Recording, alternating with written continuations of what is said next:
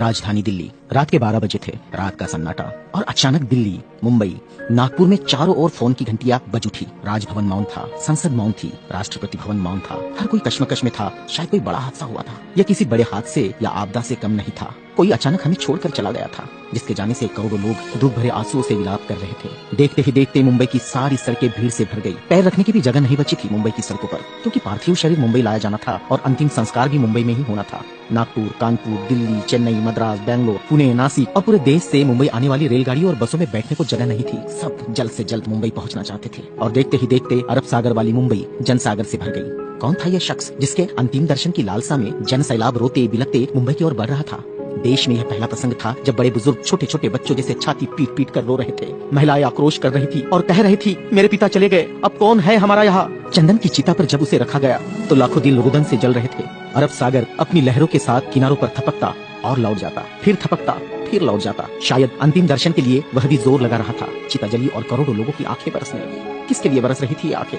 कौन था इन सब का पिता? किसकी जलती चिता को देखकर जल रहे थे करोड़ों दिलों के अग्निकुंड? कौन था यह जो छोड़ गया था इनके दिलों में आंधिया? कौन था वह जिसके नाम मात्र लेने से गरज उठती थी बिजलियां, मन से मस्तिष्क तक दौड़ जाता था ऊर्जा का प्रवाह? कौन था वह शख्स जिसने छीन लिए थे खाली कासे इनके हाथों से और थमा दी थी कलम लिखने के लिए एक नया इतिहास? आंखों में बसा दिए थे नए सपने, ओठों पर सजा दिए थे नए तराने, धमनियों से प्रवाहित किया था स्वाभिमान अभिमान को, दास्यता की जंजीरें तोड़ने के लिए दिया प्रज्ञा का शस्त्र। चिता जल रही थी अरब सागर के किनारे और देश के हर गांव के किनारे में जल रहा था एक स्मशान। हर एक शख्स की आंखों में और दिल में भी, जो नहीं पहुंच सका था अरब सागर के किनारे, एक टक देख रहा था वह उसकी प्रतिमा या गांव के उस झंडे को जिसमें नीला चक्र लहरा रहा था। क्या बैठा था भूख प्यास भूल कर अपने समूह के साथ उस जगह जिसे वो बुद्ध विहार कहता था? क्यों गाँव शहर में सारे समूह भूखे प्यासे बैठे थे उसकी चिता की आग ठंडी होने का इंतजार करते हुए? कौन सी आग थी जो वह लगाकर चला गया था? क्या विद्रोह की आग थी या थी वह संघर्ष की आग? भूखे नंगे बदनों को कपड़ों से ढकने की थी आग? असमानता की धज्जियां उड़ाकर समानता प्रस्थापित करने की आग? चवदार तालाब पर जलाई हुई आग अब बुझने का नाम नहीं ले रही थी। धू धू जलती मनुस्मृति धुएं के साथ खत्म हुई थी। क्या यह वह आग थी जो जलाकर चला गया था? वह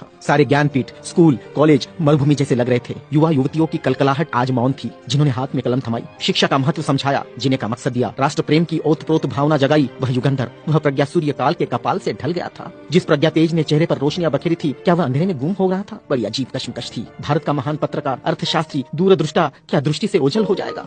सारे मिलों पर ऐसा लग रहा था जैसे हड़ताल चल रही हो। सुबह शाम आवाज देकर जगाने वाली धुआं भरी चिमनियां भी आज चुपचाप थी। खेतों में हल नहीं चला पाया किसान। क्यों? सारे ऑफिस, सारे कोर्ट, सारी कचहरियां सूनी हो गई, जैसे सुना हो जाता है बेटी के विदा होने के बाद बाप का आंगन। सारे खेतीहर मजदूर, किसान असमंजस में थे। ये क्या हुआ? उनके सिर का छत्र छिन गया। वह जो चंदन की चिता पर जल रहा है, उसने ही तो जलाई थी जबरान जोत। मजदूर आंदोलन का वही तो था आधुनिक भारत में मसीहा। सारी मिलों पर होती थी जो हड़ताल आंदोलन अपने अधिकारों के लिए, उसकी प्रेरणा भी तो वही था जिसने मजदूरों को अपना स्वतंत्र पक्ष दिया और संविधान में लिख दी वह सभी बातें जिन्होंने किसानों, खेतीहारों, मजदूरों के जीवन में खुशियां बखेरी थी। इधर नागपुर की दीक्षा भूमि पर मातम पसरा था। लोगों की चीखें सुनाई दे रही थी, बाबा चले गए, हमारे बाबा चले गए। आधुनिक भारत का वह सपुत्र जिसने भारत में लोकतंत्र का बीजारोपण किया था, जिसने भारत के संविधान को रचकर भारत को लोकतांत्रिक गणराज्य बनाया था, हर नागरिक को समानता, स्वतंत्रता और न्याय का अधिकार दिया था, वोट देने का अधिकार देकर देश का मालिक बनाया था। क्या सचमुच वह शख्स नहीं रहा? कोई भी विश्वास करने को तैयार नहीं था। लोग कह रहे थे, अभी तो यहाँ बाबा की सफेद गाड़ी रुकी थी, बाबा गाड़ी से उतरे थे सफेद पोशाक में, देखो अभी तो बाबा ने पंचशील दिए थे। 22 प्रतिज्ञाओं की गूंज अभी आसमान में ही तो गूंज रही थी। तो गूंज शांत होने से पहले बाबा शांत नहीं हो सकते।